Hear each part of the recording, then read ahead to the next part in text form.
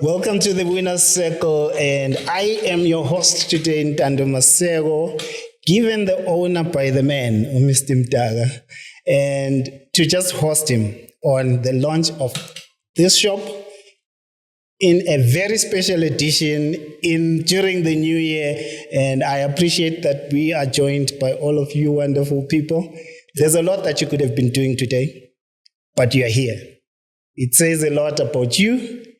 It says a lot about your support for the work that he's doing. And to be honest, I'm incredibly proud of him. And welcome, Witness MDAKA, to your channel, which you are not hosting today. And it feels weird to sit on the other side, because usually I'm doing the introduction. But thank you. Thank you. And thanks to everyone who's here. Dumelang, can you give yourselves a round of applause? I mean, it's the 1st of January. Yeah, it's the 1st of January. And we can even make it stronger because it's the new year, right? Mm-hmm. Oh. Beautiful. So everyone joining us on YouTube is going to get to see all of us at some point when we get to ask questions. But today, in this moment, let me talk to Witness. Mm-hmm. And start off by saying, hey, Witness, what's the word of the day? Oh, the word of the day. China, sometimes you must take the first step forward, and every other step after that need not be calculated. As long as you take the first step, everything else will unfold as you move along. It's like driving a car. This word of the day is going to be long. It's like driving a car. You see, when you drive a car, you can only see up to where the lights are able to switch on. Yeah. And your journey becomes clearer as you move forward. So I feel like that's how life should be. You must take the first step and everything else will unfold as you move along. All right. So what do you say to someone that says it's easy coming from you because you have this big audience? Yeah. Because it's easy for you to make the first step. What about me who doesn't have the audience? Yeah, but no one was born with an audience, right? I wasn't born with the audience. I wasn't born with anything that you see today. All of those things have had to come as I moved along. So basically doing exactly what I'm telling you, taking the first step and then allowing myself and my journey to unfold as I move forward. That's beautiful. So I was first to come to this shop today. Yeah, you're the first one to arrive, ne? I was the first one to arrive. Even before me, ne? Even before you. And I didn't know where the shop was. I was just walking across because I wanted to get some books at Exclusive Books, and I saw, man, just the look from outside hit me so hard, and I was just having that sense of pride. You know, when you want to say, I know this guy, he's my friend. I had that moment.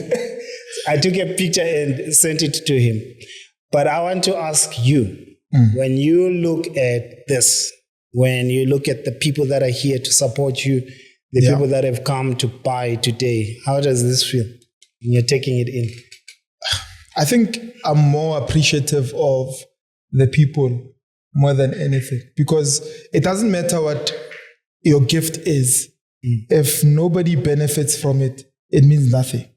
So for me to be able to see people that are benefiting from me doing something, that's where the honor for me is. To say, even if it's just one person that says, I believe in your work is inspiring me, your work has changed my life in one way or another, I think that gives me more joy than actually seeing the work. But then seeing the work also says, you've put in the work, here are the results, and I feel with every other thing, including partnerships that one can have, opportunities that can be availed to any person, it always goes back to, have you ever taken that first step? Because without the first step, none of it can unfold. So we're still back to the word of the day.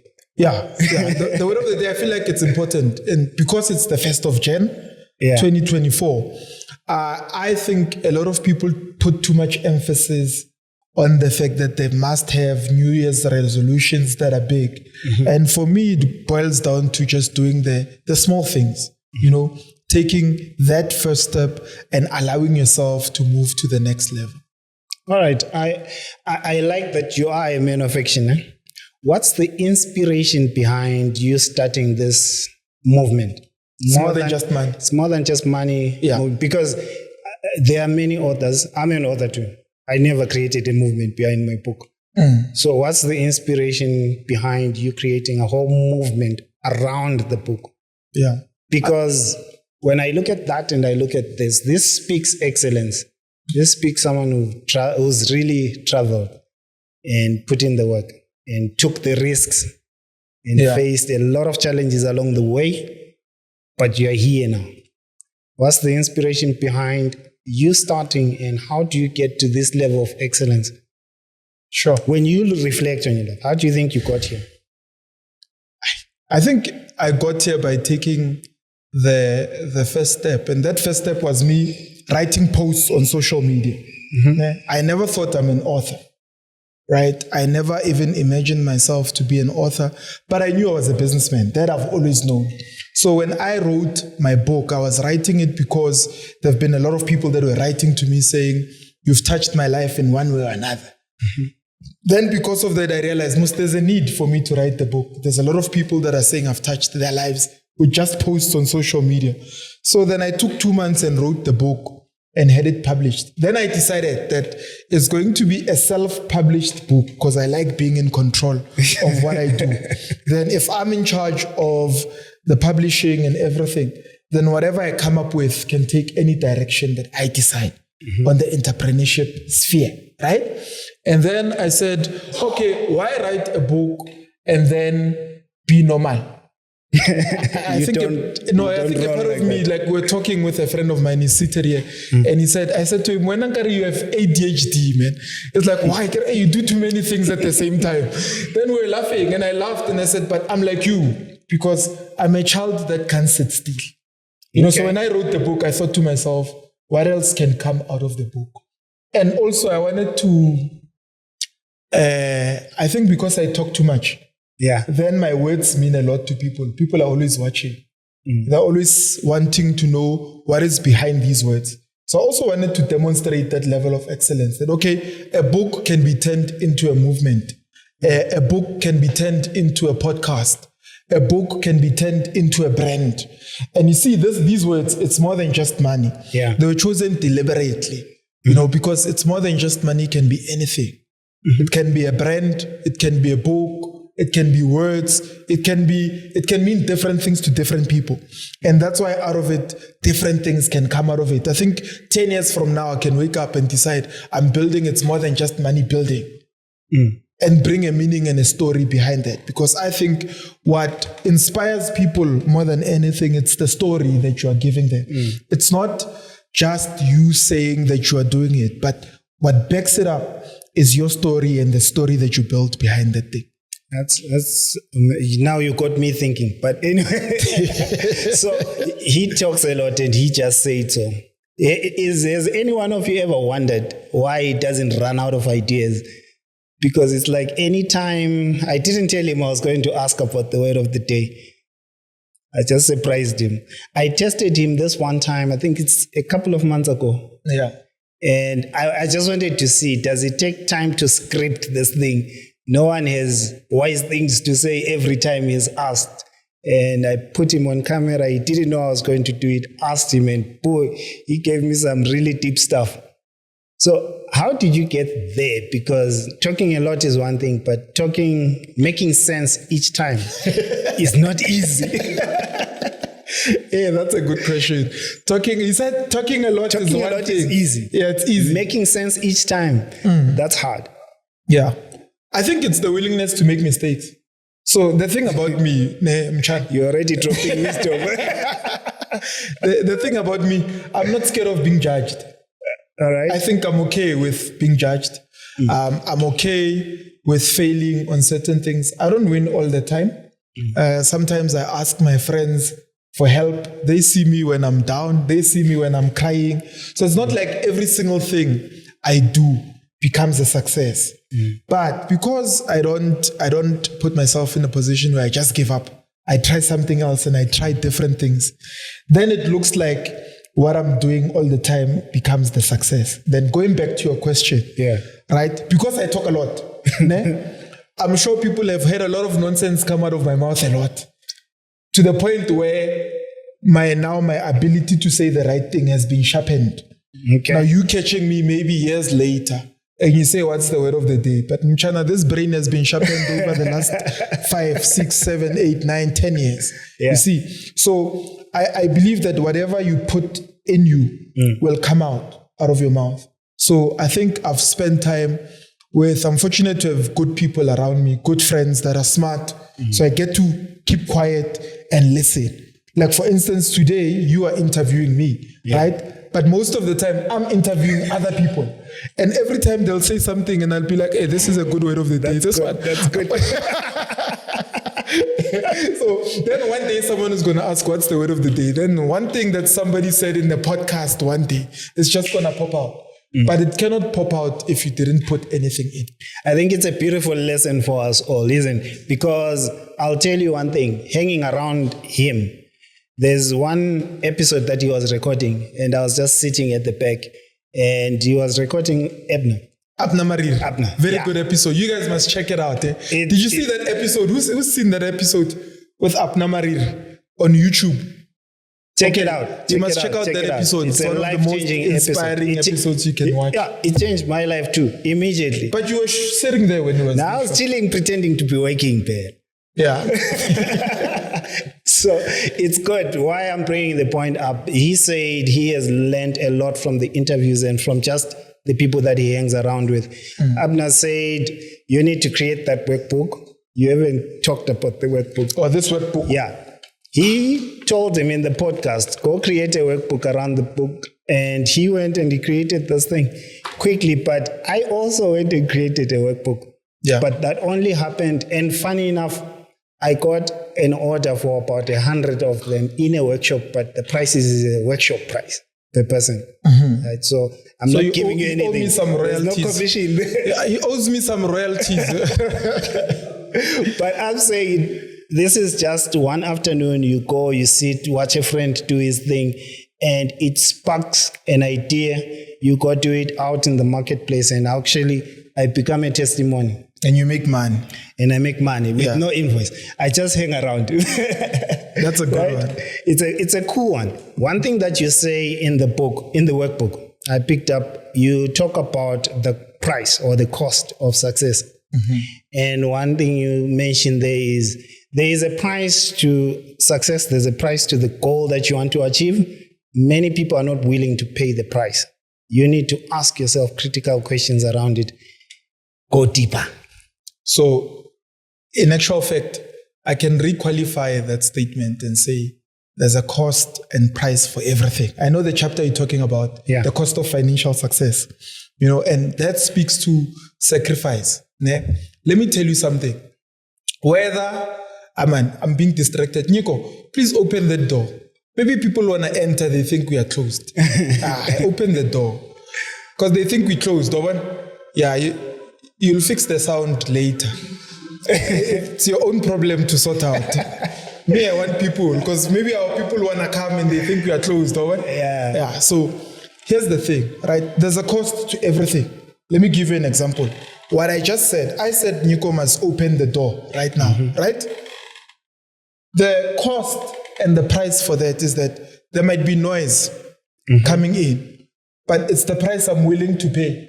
Because I want people to continue to come into the store and engage with us. So meaning if I want something, I must be willing to pay the price for it, right? But there's also a price for closing the door. If we close the door, we'll have the good quality sound.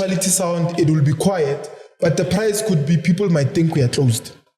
And you lose on sales. And then that's not the price I'm willing to pay. So the cost of financial success or the cost of success boils down to you will pay the price anyway. There's a price for mediocrity. If you decide not to do nothing, you'll pay the price. You might enjoy now, but you'll suffer later. And then there's a cost to delayed gratification. For instance, you want to buy a car now, you want to buy a bottle of champagne, you want to buy nice clothes, expensive clothes. Of course, you can buy, it's more than just money. It speaks to what you do, right? But it's you saying, I'm willing to buy affordable clothes now so that I can invest my money, and then later I'll be able to buy anything I want. But I paid the price back then. But if you decide now to spend your money however you like, you'll pay the price later. When we are in our prime and we are buying Bentleys, my man, you can't even dream of Bentley. You must go back and pay the price. You understand? Talking about paying the price. Yeah. Try and reflect. What do you think is the biggest price you've had to pay? Hey, me, I'm paying the price every single day. A lot of school fees along the way. I'm paying the price. Even here, I'm paying the price. Every single thing. I think with everything that you want to achieve that is slightly out of your comfort zone, you're going to be challenged. There's a price to pay. Sometimes the price you pay for wanting better for yourself is sleepless nights.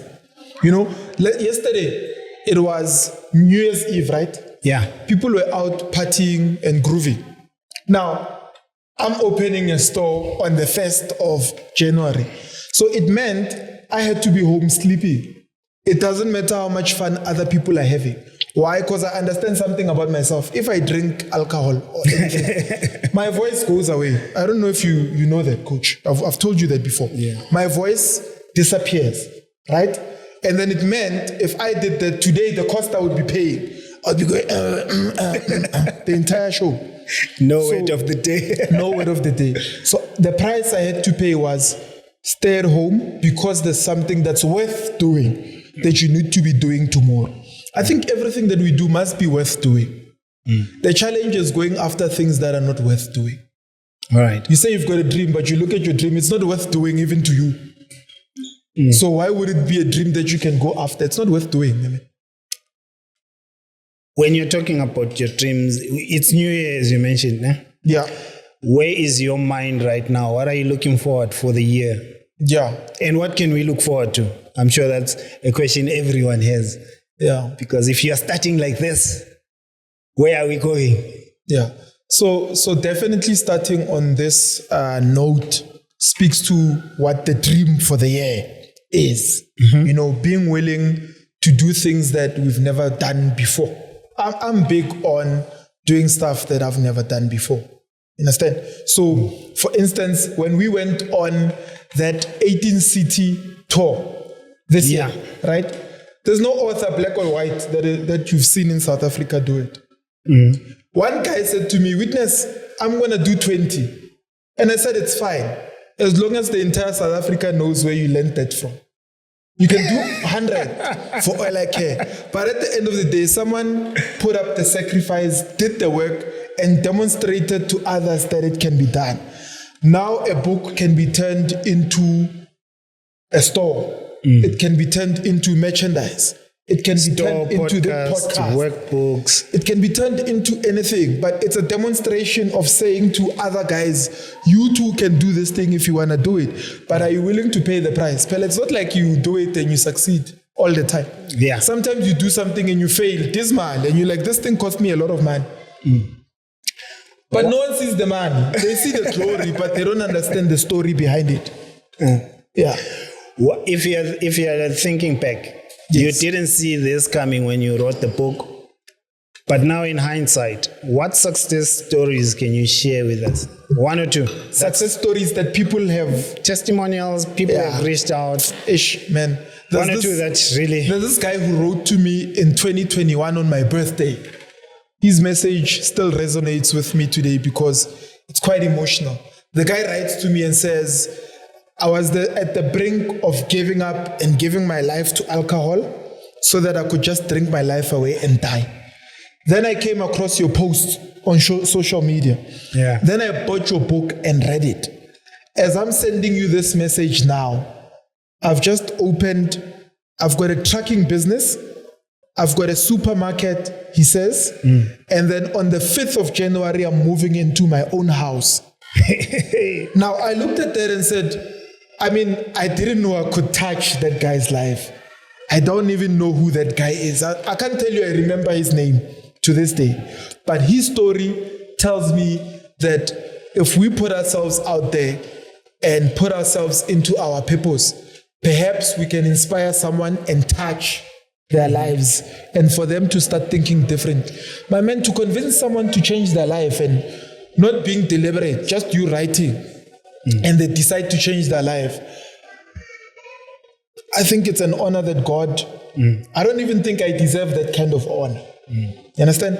One other lady writes to me and says, "Witness, I work for the municipality as a cleaner. She wrote to me in 2020 after reading my book. She says, I earn 8,000 rands. I didn't know that I can buy a property with my salary. I just want you to know I've just bought a property." That's in 2020. Yeah. "And I'm going to put in tenants and continue to stay at home with my parents. Thank you." 2021, on my birthday, she writes to me again. She says to me, "I've saved over 60,000 rands. And I want you to know I want to buy my next property." Was she still a cleaner? She's still a cleaner at the municipality. She continued to stay at home and then continued to rent out the property and continued to collect rental over the years. And then at the end of 2021, she had saved 60,000 rands and she wanted to buy her next property. For me, that doesn't sound like a glamorous story to other people, but to me, to know that I've convinced someone, somewhere, a black person that could have been living in a shack or in poverty, I've convinced them, changed their mind and tweaked it somehow that they too can prosper and they too deserve prosperity and they can start wherever they are. That to me, man, it makes me happy. You're making some people look like they want to cry now. Can we all relax? I'm going to ask him one more question and just open up to the flow. I'm sure you have questions in your mind, in your heart, and just contributions. Remember, if you also want to say thank you, feel free to do so. Now, the last question. Yeah. For you have been growing since the time that I met you. When did we meet, Kan? 2021, 2022. Yeah. Early 2022, yeah. And we shared some interesting like stories and similarities. Yeah, it's like we've been friends forever. Yeah. But the cool thing is I've watched you grow as a person, just in wisdom and in articulation. I want to know from you, because I know it will help someone. How does personal development look like for you? How do you develop yourself on a daily, on a weekly basis? What are you doing to grow? Because it doesn't happen by accident. Yeah, no, that's a very good question. So I remember the year 2006, 2007, right? I walked into my mother's bedroom, and in the bedroom, there were 2 books. The first 2 books I've ever read. And you know what's funny? When I published my book, It's More Than Just Money, the company that helped me to publish the book is owned by the same authors whose books I found that day. The first books you read. The first books on personal development I've read. When I published my book years later, right? Those authors, the company that helped me publish this private publication, obviously, they own that company, the authors. Anyway, I walked into my mother's room and found 2 books. The first one is Dare to Succeed. And the second one is called Unleash Your Full Potential. Are there still recommendations to everyone? They are very good recommendations. I read those books back then when I was 18, 19. I had never read a book. So I sit down and read these books. Emily, I'm like, hey, Mama, and her books, because she liked deliverance books, my mom's. So I thought, hey, this one is different. At least it's not Holy Fire, Holy Spirit. I'm like, okay, this I can read. Because those other ones, they scared me. Man. There was books about hell and whatever. I'm like, I'm not going to read this one. So I read that book. One of the principles I can take from one of the books, I can't remember which one it was exactly, was that every day, do something that challenges you. Okay. Every single day. And I took that with me. So for instance, I wasn't always bold and speaking the way I do. In actual fact, I'm quite an introvert. If you really observe me. Serious, guys. You don't believe me. Look around. but I am. Honestly, I was not always like this. Yeah. Then I started to challenge myself, like the book said. The book says, if you don't agree with someone, for instance, and usually you would agree and become agreeable, just tell them you don't agree. As a challenge to yourself. Yeah. Just say, coach, I don't agree with what you're saying.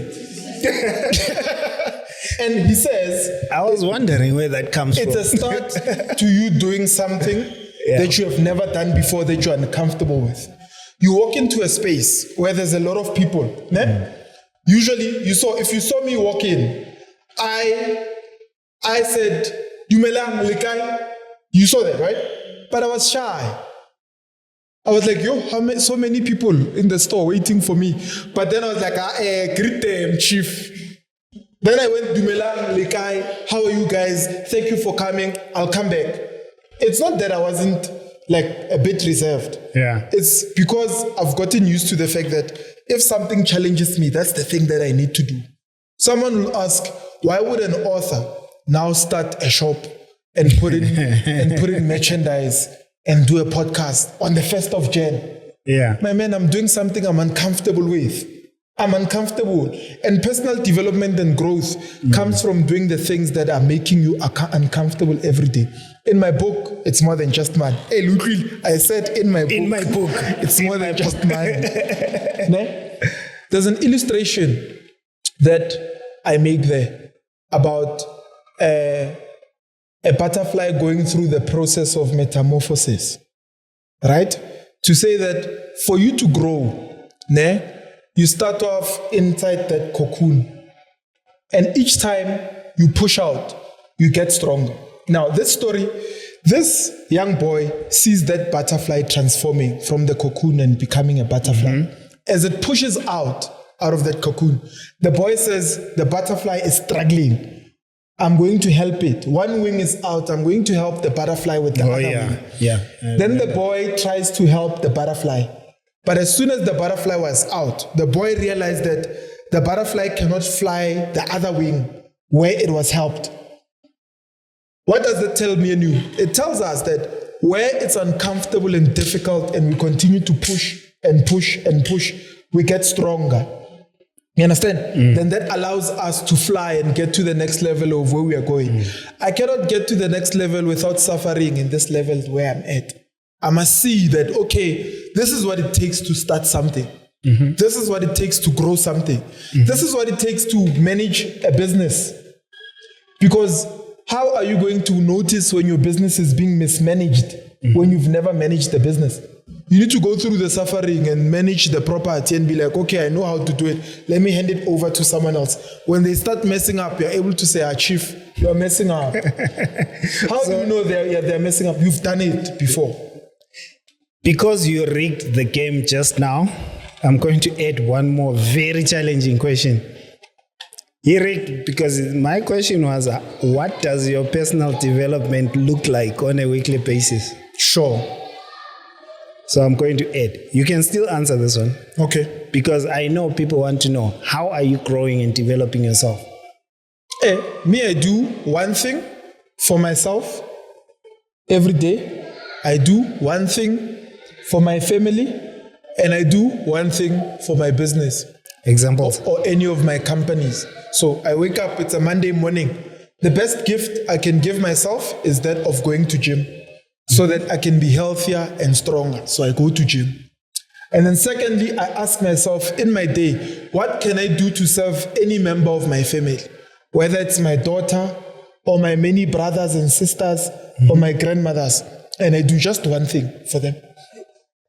And then I say, within my companies that we run, which one of them can benefit from my presence today? And I choose one task and give it 100% of my time. Okay.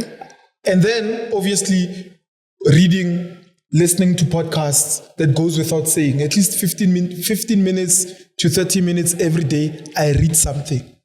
At least 1 hour, I listen to something while driving or preparing in the morning or going to gym. Why? Constantly, there's something that I'm putting in that I'm learning every single day. And then I'm always asking myself, where can I apply this thing?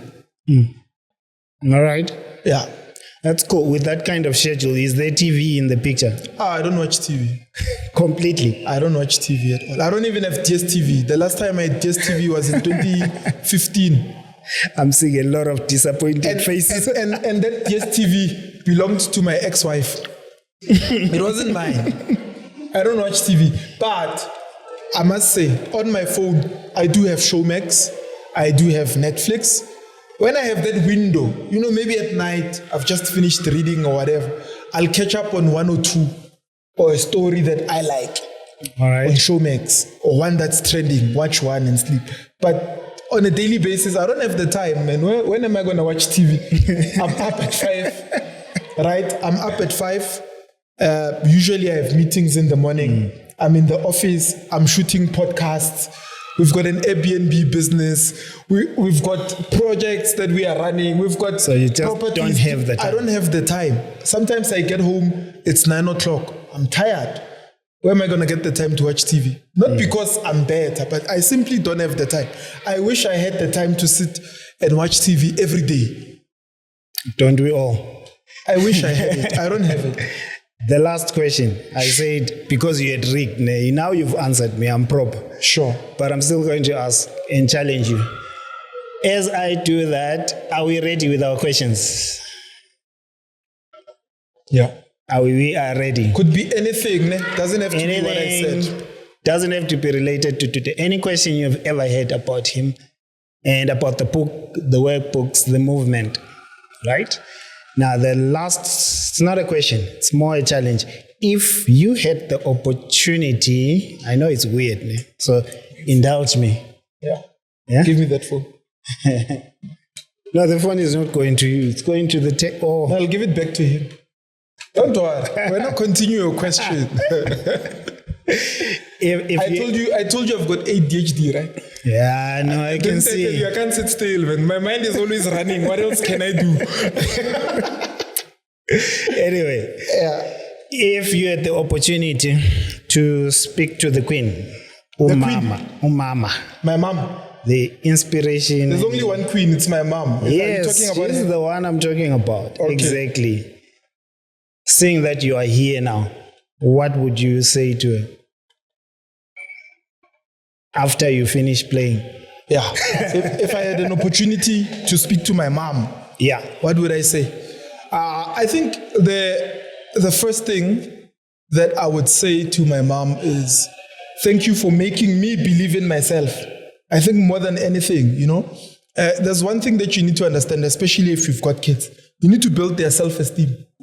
Because the world is a brutal place, my man. The world doesn't care. You see, people can celebrate you today. I wrote on my 34th birthday that people can celebrate you today and plan your downfall tomorrow. So sometimes you need to understand that there'll be a point in time where you are alone. How much do you believe in your abilities? So if there was no one that was going to help you, which part of you would be willing to go out and do it? So I would thank her for that, for her instilling that thing that I love you so much, boy, and I believe in you. I started managing rooms when I was 18. Yeah. And she said to me, if you want to go to university, manage these rooms. Now you're 18, you're in the township. What do you know about managing rooms? But she thought I could do it. So I always thought, because she thought I could do it, it means I can do it. Because how can she believe in me? I started carrying her bank cards when I was 16, 17. And she never asked me, what are you doing with my money? But this one year, she calculated the money that I collected for rent. I think it was 2008, at the end of the year. And she came with a paper and a pen and said, you collected 72,800 the entire year. I want you to account and tell me what you did with the money. Yeah. I felt like I was dying, man. I didn't know what I did with that money. I don't know what I did with that money to this day. All right. Because it wasn't managed properly. But that's a gift she gave to me. What did she say? No, because you're a naughty boy. How did the conversation go? She cried. Ooh. When I couldn't account, she cried. And that broke my heart. She cried. Those tears, man. Hey, those tears, they haunted me. But they taught me something. Yeah. When someone believes in you, even if, when people are in business, you try different things and sometimes projects don't go according to plan. I think the same way my mother cried is the same way I think an investor would cry if I did an account and if I didn't go back to them and say, yes, I failed, but here's how I can rectify it. Here's what I can do to pay you back. Because I know that she wasn't crying because the money was a lot. She was crying because she was saying, boy, I believed in you. You are letting me down. I'm doing this because I believe in you. Anybody that bets on you, that invests in your business, that invests in your movement, that gives you any money, even if it's an exchange for a book, they believe in you. And sometimes if you are letting them down, have the decency to go back to them and say, I've let you down. I'm sorry. I didn't get it right. I failed. The project didn't work out. But I'm willing to fix it. And here are the things that I'm willing to do to fix the problem. The person might not agree. They might not be happy with you. Yeah. But at least what you've done is put yourself out there and be vulnerable and say, I'm willing to fix the problem. It's more than just money. Can you see that? Question time. We are opening it up to the floor. Is there something? Oh, please go to Mr. Nico, the tech guy. This side. Oh, yes. Oh. Yeah.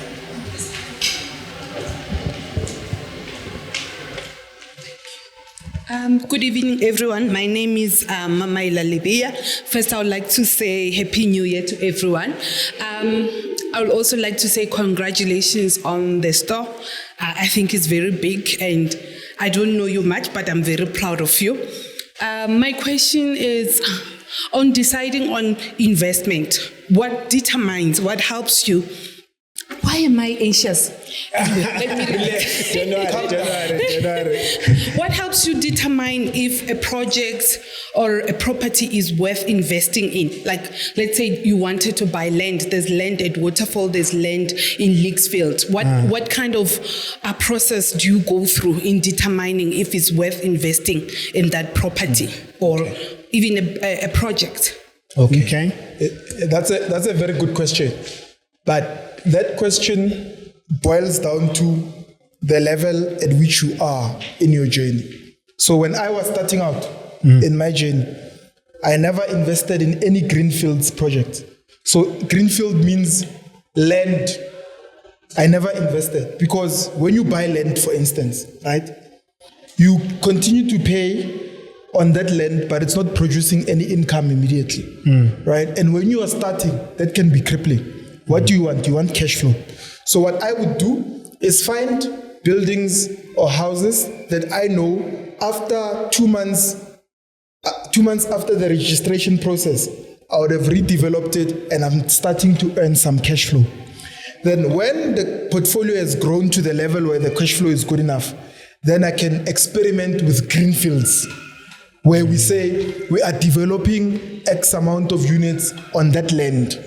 Or we are doing a project at a scale of 100 units, 50 units, 10 units, whatever. But the main thing is how much of, in my foundation or early starting years, how much cash flow have I built? Because I think that's important.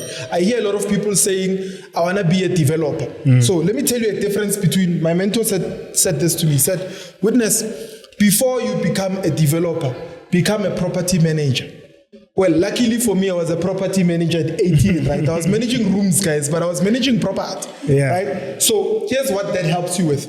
So a property developer will come and say, I want to build this magnificent buildings, high ceilings, whatever, right? But the property management will teach you that when you are building a building, you need to be able to build something where you are able to reach the lights if you need to change them. What teaches you that? Property management. If you've managed the property, you know for a fact that if I put this ceiling too high, I need a step ladder every time I need to change the light. So if you're a developer, you've never done property management, you'll build things that you will be unable to manage. But if you've gone through that process of managing stuff, you know for a fact that, hey, yeah, that ceiling is complicated and it's nice, but I won't be able to manage it moving forward, right? So which kind of investment do I invest in? Where I've got capacity to manage. Do I have capacity? If I don't have the capacity, can I build capacity? Right? Someone will say, what do you know about stores? One thing about me, I tap into all sorts of relationships. I've even sat down with him before, last week, and I said, Chief, you've had a retail store before. Actually, you used to have Pi City, and you know Pi City is very busy. Actually, you used to have Pi City. That's retail, right? What advice can you give me for this coming Monday? Then he sat down with me, no, cover this, cover that. Do you remember that conversation? Obvious. Cover this, cover that, cover that, cover that. What does that do? It protects me from my own ignorance. Because sometimes you don't know what you don't know. Yeah. But if you assume you are ignorant, then you go search for knowledge. Mchana, what do you think about this thing? Then Mchana will give you the advice that you need. So I invest in things that I understand. If I don't understand it, I don't invest in it. Right? And the best investment you can make is an investment in yourself, by the way. Because everything boils down to you. Are you going to be able to manage this thing? If by a hammer walk, if everybody leaves, push comes to shove, are you going to manage? The next question. No, there was a phone ring, so he's taking care of that. Are you answered? Yes. Thank you. Thank you so much. Sanbona. Yebo. Ikamumu Sanbo. First of all, thank you. Yeah. Thank you. And I'll just jump to the question. Mr. Mdaka said, two questions actually. My first question is, well, you've mentioned Uguti, you managed properties when you were 18. You also had a spaza shop, managed a spaza shop. Yeah. I remember that. It's taking me back. So I've been in retail, Chief. I didn't know about the spaza. Yeah, that's retail. All right. So my question, or the first question is, when you branch into property, like your first, let me say your first property, your first buy, how do you know, Uguti, okay, this is the one that's gonna yield profits for me. This is what I can go for. This is the good one. Yeah, this is the one. This is what I'm buying. How did you know, or how did you go on about the process of figuring that out? Uguti, okay, this property, I can buy, it's going to yield me this much profits, and this is what I'm going to do from onwards from with it. So I'm going to rent it out, I'm going to use it as an Airbnb, whatnot and whatnot. How did you go on about that process? And so my second question is, you mentioned doing something that challenges you every day, and that's true. But my question is, how do you maintain that discipline? I know you're probably gonna say have the discipline and do something that you like or not. Read quite a few about that. But then I'm asking you because I'm a software engineer by profession, and one of the things one of the best, I won't say best, but one advice we've always heard from uni is code every day. And I can tell you now, it almost doesn't happen, but we'll always try. So for me is how you constantly maintain that discipline, that motivation. Okay, I'm going to do this today. I'm going to do this today again and again and again and again and again. And how do you still maintain that discipline even if when doing that same thing every day or that challenging thing every day, it doesn't seem to yield any good results? But then how do you go on and okay, keep doing this? So yeah, those are my two questions. Yeah, good questions. So the first question you asked about the first property investment that I made, right? So I'll tell you this. Remember, I had been managing the rooms at home, ne? And those rooms didn't have bathrooms, they didn't have any amenities like a kitchen. Everybody bathed in a skotolo there, and there was basically no living room in the rooms. Then I went on honeymoon with my now ex-wife in Cape Town. We stayed in a studio apartment And in that studio apartment, I realized, hey, but this studio apartment is very nice. Then I thought, but this thing is no different from a room. And I'm like, but this thing it's a room. It's just an open room. The difference is that it's got nice amenities inside. Then when we came back, I started to look for a property that I can convert into studio apartments in the township. So I made friends with some agents. An agent of mine called me. I was in KZN. He gave me a call, said he's got this property, described it. It was a 5-bedroom house at the time, very big house, unusual for Tembisa, and it had 4 rooms outside. So automatically, remember I said I want something that gives immediate cash flow. Then I realized, this thing will give me immediate cash flow because we bought it 600,000. Yeah. And the bond was 6,000. The rooms outside were 1.5 each. Already they were covering the bond. Then we added more rooms. We added 3 more rooms outside, converted the existing ones into studio apartments, then converted the main house into studio apartments. So in total, the property had 12 units, right? So all of that I calculated beforehand. I just calculated if we're charging 1.5 for a normal room right now, and it's back then, about 9 years ago. So if we're charging 1.5 for a room now, if we make it 3 grand and it's bigger and it's got bathrooms, amenities, nice. Back in the day, it wasn't as obvious as it is now that it's gonna have those things. I said, we can charge 3 grand in the township. Then we went and tested the model. Someone offered to give us 3.2. That was the highest on the unit. Then that gave me then the idea that we could be able to do this. Then I went and approached investors. Remember, I went and had a meeting with the developer of Maboneng. He was still young back then. He was still about 32, Jonathan Lipman. And I said to him, Chief, I'm a developer too. Like, where are you developing? I'm like, in Tembisa, I've got rooms. And he drove to Tembisa, him and his business partner, for them to see what I do. And they said, they looked at me, is that it? I'm like, this is it.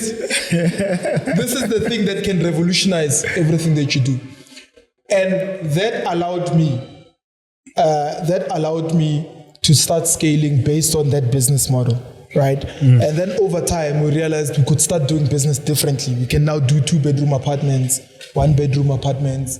We can do Airbnb. That's my Airbnb partner, by the way, sitting there. He's, hey, Chief, you don't look That was a smart play. So he runs our Airbnb business, right? So now you tap into things like partnerships. So if you've got another property developer, a property guy, you can see this guy is smart. Man, you can't work in a silo and do your small things alone there.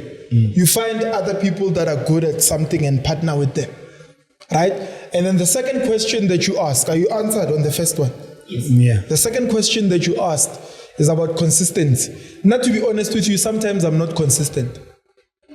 It's just that when I work, I work. When I put in the work, I put it in. And sometimes when it's bad and I can't work, it's bad. It's crazy. But at moments where I don't have inspiration, there's so many systems that we've put in that it looks like I'm crushing it even if I'm not.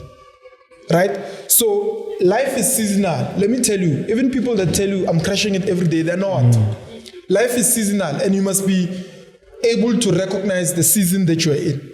When I wrote this book, I wrote it in 2 months. But that was a moment and a season of inspiration. I don't think I can sit and write a book in 2 months right now.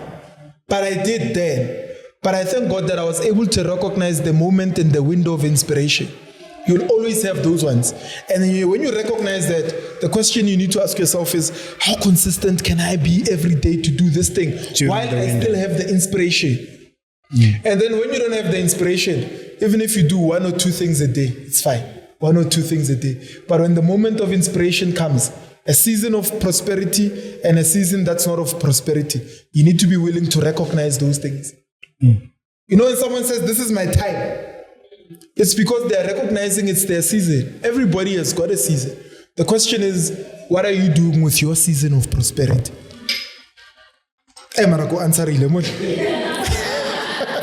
Just an extension to what he's saying, though, you need to recognize, looking at yourself, what sparks the inspiration.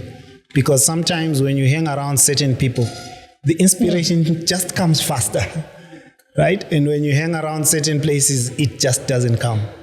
So also recognize that bit, so that when it's there, you do what it's saying. While you're inspired, crush it. But also recognize that in yourself, where am I most inspired? When I hang around who, when I watch who, when I play or read what. Just know yourself at that level.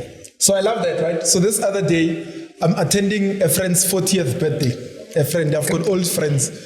So I'm attending a friend's 40th birthday. I'm like, hey, Chifu Madala. Then after that, at the end when I'm leaving, he says, come here. He says to me, we are in the process of buying a mine. And we've acquired some land where there was an old mine and we're starting to work. As he's telling me this thing, I'm like, yo, we are playing here. I'm like, people are buying mines here. So he's right when it says that moment when you're with people that are doing things that are bigger. What are you drawing from those big things? Yeah. Your friends cannot be doing big things and all you are saying is saying, yeah, and Chan, are you doing well? And you're not learning anything. You've got a problem. So for me, I always want people that are doing well on my side. Sometimes he knows. Sometimes I call him and I'm like, Chief, let's sit, let's just talk. I don't have any business to discuss. Even you, right? Look, I just want to be in the presence of greatness. At least maybe I'll tap into 5% of your greatness. I might be great at something, but you might be the best at another thing. I want 5% of that thing. Because I'm good at what I do. But now if I'm also okay with every other thing that I've borrowed from other people, then I'm going to do it, isn't it? So that's why you call. Yeah, me, I call people. Invoice next time. But that's why people have mentors, right? Let me tell you something about mentorship quickly, coach. Yeah. Right? You are mentored down. There are people who mentor me. You are mentored up. Meaning there's someone that you are mentoring. And then there's peer-to-peer mentorship. Yeah, where you have friends, where you see their moves, you're like, no, I'm playing. This guy is working. Why? It's a peer. It's not your mentor, it's a peer. You are learning from a peer. You're like, okay, Muluko is my brother. He's killing it in marriage. He's killing it in his career. His businesses are running. He's developing new units. And he's with me every day.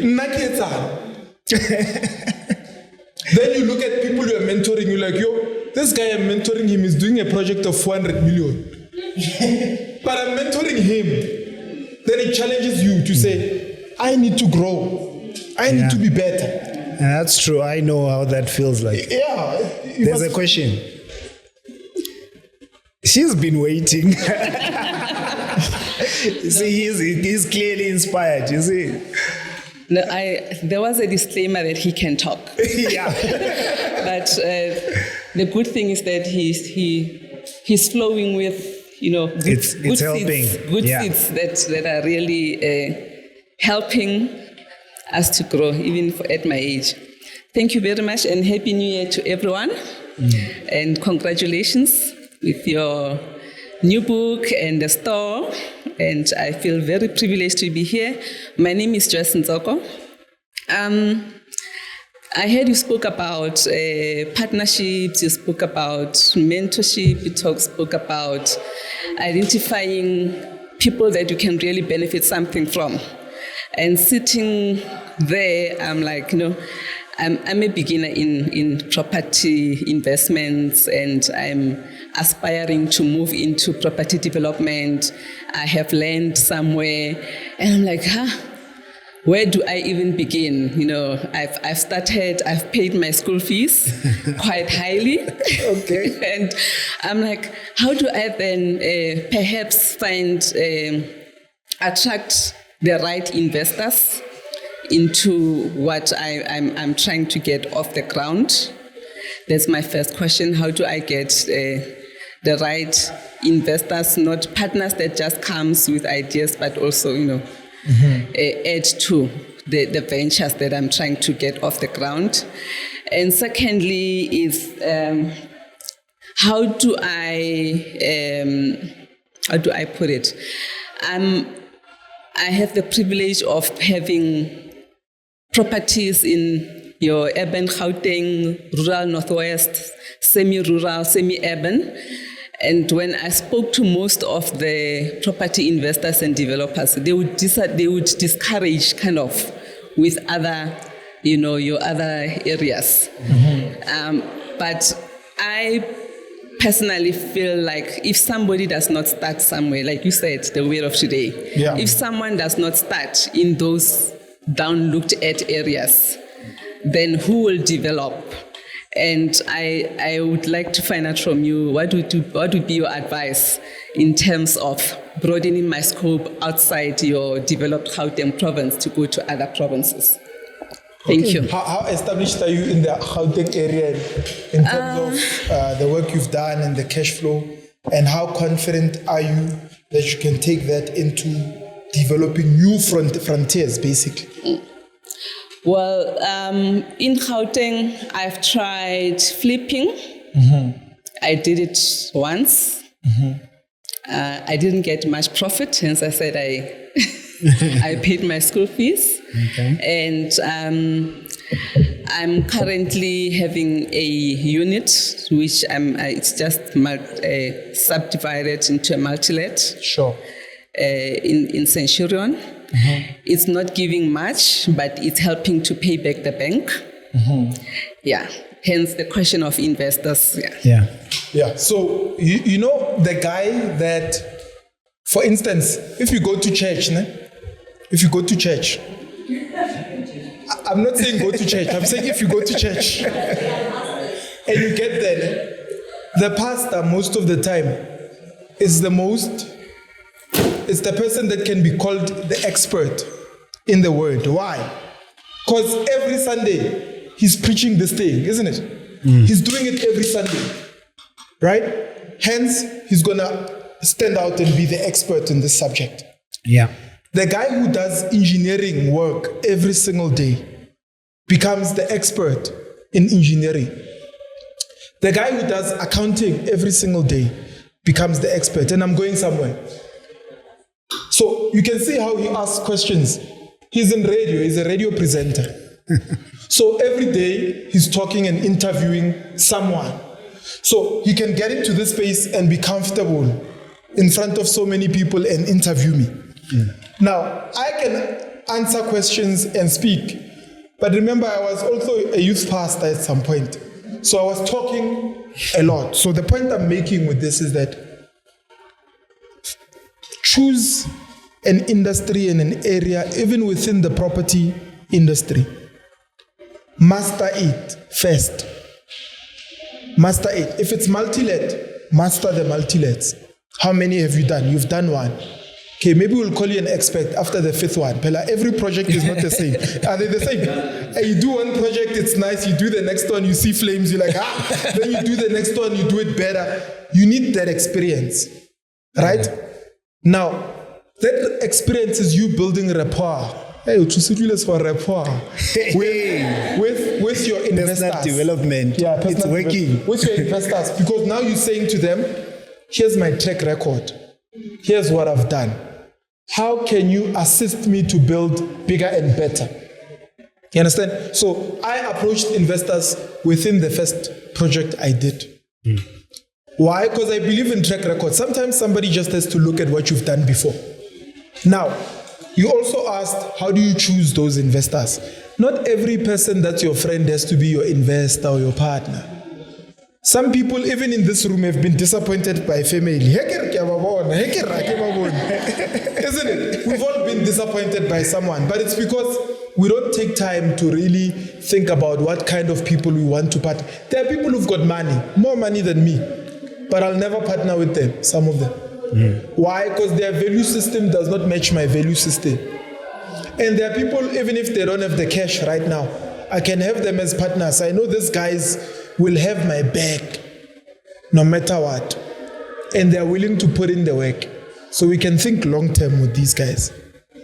So it boils down to that for me. Are you answered? Thank you. Beautiful.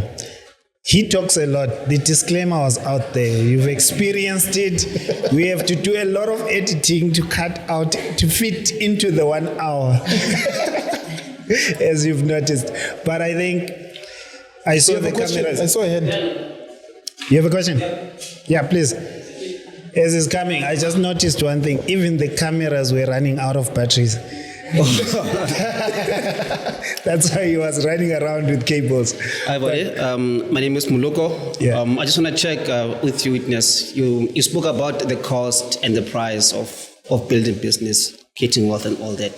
So I want to check with you. You've been married in your previous life, I believe. And Not my previous life, this life. Okay. We know where he's going. And you're a father as well. Sure. So the cost, man, the cost of doing so many things. Of course, you'll forgo spending time with your daughter. You'll forgo other things. So how do you juggle this? One will say you need a balance. I, for one, believe that there's no balance. Priorities and consequences. So how do you juggle those? That's a very good question. And I think you're asking deliberately because we've discussed this before. So you're right. There's no such thing as balance. For me, there's no balance, does not exist. So I was listening to Patrick Bet-David, right? And he tells a story about how he interviewed this one guy that was the trainer to Michael Jordan and Kobe Bryant. And he says this guy was traveling a lot, coach. And his daughter came to him and said, Daddy, where are you going? And the guy said, I'm traveling, I'm going on work so that you can be taken care of. And his daughter looked at him and said, Daddy, if I eat less, will you spend more time with me? And the guy thought about it for a moment and said, my daughter is asking me this because I'm never here. And then the guy said, he thought about it and went back into packing, continued to pack and said to the daughter, I hear you, you don't have to eat less, continue eating, I'm continuing on my trip. And then he says, when he told the story, sometimes when you are building your life and your dream, even your own family will make you feel guilty. But the same guy comes back and says, his daughter, many years later, came back to him and said, Daddy, thank you for demonstrating excellence to me. Because of you, I can dream. Look at the life you've built for me, right? So, and then he said, if you are going to have a life that doesn't have balance, the least you can do is win. At least your children can say, he wasn't here, but he won. Right? At least we have food. At least we have a better house. At least we have a car. At least. He says, if you're going to be absent, make sure you win. Then taking it back to me, I'm of the belief that some balls have got to be dropped. Yeah, life, you juggle balls. Juggle multiple businesses. One way or another, something has got to give. Like you said, it's the 1st of Jan. I'm not with my daughter today. I'm here, I'm working. What does that mean? That ball today was dropped. But tomorrow she gets to watch me on YouTube and says, wow, is that my dad? She can't get that without the sacrifices. You understand? So, and other than that, there are other things. The dropping of the balls, there are certain balls though, if you drop them too much, you might not able to get them back. Like for instance, you said, I was married in my previous life, isn't it? Right? So meaning, it could be, I don't know, it could be, you know how hard I used to work. It could be that maybe probably contributed to the falling apart of my marriage. Now I look back and say, do I regret it? I don't think I'll ever regret going after my dreams. Because I don't think my family would be better if I don't become better. I don't think my daughter would be better if I don't become better. You know? Everything and everyone that comes after me exists because of me. Let's say my daughter, right? Chief, she found me here.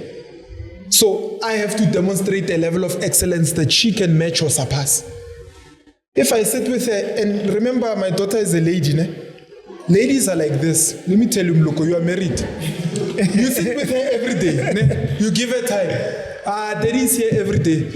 Your wife, hasn't she said to me that you must buy her a bigger house? She said it, how many times has she said it to me? Every time she sees me, Can you talk to your friend? I want the bigger house. I want the bigger house. When you sit with her every day, where will the bigger house come from? Fall from the sky. There must be something that you must go out and sacrifice certain nights and days with her so that you can work and build your businesses and come back and give her the bigger house. Now, women again, when you are out every day, she's going to say, hey, daddy is always not here. So you need to find which ball you are willing to drop on which day and have the wisdom to understand certain balls cannot be dropped on certain days. Have you answered, my brother? Yeah, by the way, I got a bigger house. You got a big house. So You see what I mean? You got the bigger house, but the pressure was there, isn't it? Every day you were being told, hey, chief. And that's why you must, I think, in my opinion, guys, I might be wrong. Fact checker, don't come for me. Go for a woman who inspires you to dream for better. You wouldn't have a bigger house. I know you, chief. If she didn't sit on you, you wouldn't have a bigger house. But you do now, because she inspires you to go out and work hard for her and for the family. you know, when you said women and you know women, how women think, all I did was just look at the women just to check What? Okay, was I wrong? Was that the wrong? reaction, and there were some that were saying, brother. Or she straight up rain. All right, so I think we can take your question. It will be the last question. So we wrap it up. Remember, we'll do this again tomorrow. So there will be an opportunity again with other people. You feel free to join as well. But go ahead. All right, good afternoon, everyone, and happy 2024. I'm already putting into practice what Mr. MDAKA said, which is going out of my comfort zone. I'm very shy, so I requested a question to ask so I can just stand up here and speak publicly. Well done. The question that I have for you, sir, is in property management, what has been your best and your worst experience, and how did you mitigate the negatives? My name is Kanyimbele, by the way. Kanyimbele. My worst experience is, you know those losses that you make on a monthly basis and they seem small because they are isolated. And then you get to the end of the year and you look at it and say, that's how much I lost. Or that's how much we forgo in terms of revenue because we didn't manage our tenant-landlord relationship properly, number one. We didn't manage our maintenance queries on time, number two. And we basically didn't do what we were supposed to do. And my best years in property management is those years where our team was constantly on the ball, man. Queries were attended quickly. A tenant moves out today, we've got another one tomorrow. Proactive maintenance, proactive marketing, proactive advertising. Just basically putting ourselves out there and doing what we need to do, even when we don't need to do it. Like units are full, you don't need to advertise. We say, let's advertise. It's better to have a database of people waiting for units than for us to have empty units. Those were the best years, the best times. And those are the times any property owner can tell you they enjoy the most. When you do maintenance and management properly, it will reflect on your bottom line. When you don't do it properly, it will reflect on your bottom line. And whatever you mismanage, you lose. You know that scripture in the Bible, it's in Proverbs, you'll search it, I'm not a theologian, but it says, be diligent to look after your flocks on a daily basis so that one day your sheep can provide clothing for you and your cows can provide milk for you to drink. It's in the Bible, check it out. That thing is talking about management. If the roof is leaking, how quick are you to fix it? If the ceiling is not right, how quick are you to attend to that? If the gate is broken, how quick are you to attend to that? Because if you don't attend to it, it builds up. Now tomorrow it's no longer the gate alone, it's the gate and the fence. Now it's no longer the gate and the fence, it's the gate and the fence and the geyser. Now it's no longer the geyser and the gate and the fence, it's the gate and the geyser and the fence. And another unit, the door is broken, those things pile up. You look at the end of the year, you've got a messed up building. And it's your fault. And I look myself in the mirror sometimes and look at any work that I've done and I've been part of, and say, Chief, you were the leader. It's your fault. It doesn't matter who messed up what. There are people you will fire and say they messed up.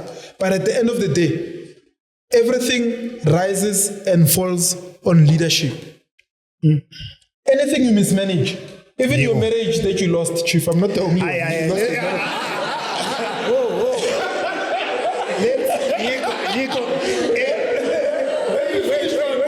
Wait.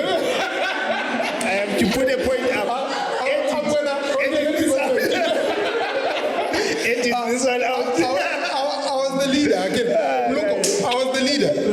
I'm the leader of the household. If the marriage didn't work, doesn't matter how much I try to sugarcoat it, it's my fault. Again, I'm the leader. Chief, it's your fault. You just had to. It's your fault, my guy. Friends like this. So what, coach? Anything you mismanage, you lose. Yeah. If you have a beautiful wife, Mluko, mismanage her. Vultures are waiting. If you have a beautiful building, mismanage it. Sharks are waiting because sharks are constantly looking for opportunities to grab buildings from people that are mismanaging it. Right? Any part of your life. I promise you, any author can die to have a movement like It's More Than Just Mine. It's just that it's a movement that's managed properly, man. Everything we do boils down to management. On the outside, it looks like, these guys are killing it. On the background, sometimes we fight, isn't it? We fight. And people cry there. And they're like, hey, this guy is hard on us. No. We must manage this thing properly. God has given us a gift. He's given us people that believe in the movement. The least we can do is manage it. I'm sorry about the wife thing. Don't cry. Mara, you were supposed to manage it properly. I missed your name. You said you are? Kanyi. All right. So I'm just capturing the name because I love moments like what she did to walk up to the stage and say, this is uncomfortable territory for me. I've never done it before. What she walks away with today is a win. In a public place, on YouTube, in an environment like this. Now, your nervous system will carry that with you, right? So it registers and the journey begins there. And don't stop. Pick it up from here, and this year is going to be lit for you. It's a challenge for everyone as well. If you want to join us tomorrow and you feel you want that win as well, the opportunity and the floor is still open. Get that win, right? Be the one to say, check me out on YouTube. I'm that girl who asked him this one and dazzled them, right? Because when it starts there for you. Thank you for joining us. Thank you for joining us on this first edition of the movement, of the launch. What are you doing? Working with some people. But if you enjoyed the episode, if you're feeling this content, remember to share the video, click like, click subscribe. Don't get distracted with what he's doing. Join us on the second installment. To everyone joining us live, we'll be back tomorrow.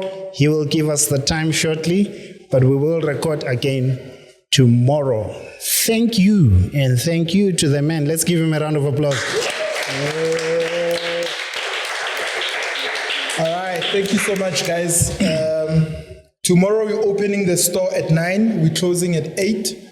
We will be having a section like this. During the day, I think around about the same time, around 4. If you're around, come join us. Let's engage. Let's have some champagne and some juice. Everybody. Thank you for joining us. If you're online, please click on the subscribe button, click on the notifications bell, comment, let us know what your thoughts are. Remember, it's more than just money. From my team and I, broadcasting live from Johannesburg. Ciao. Peace out. Peace out. Thank you. Hey, this head is hot.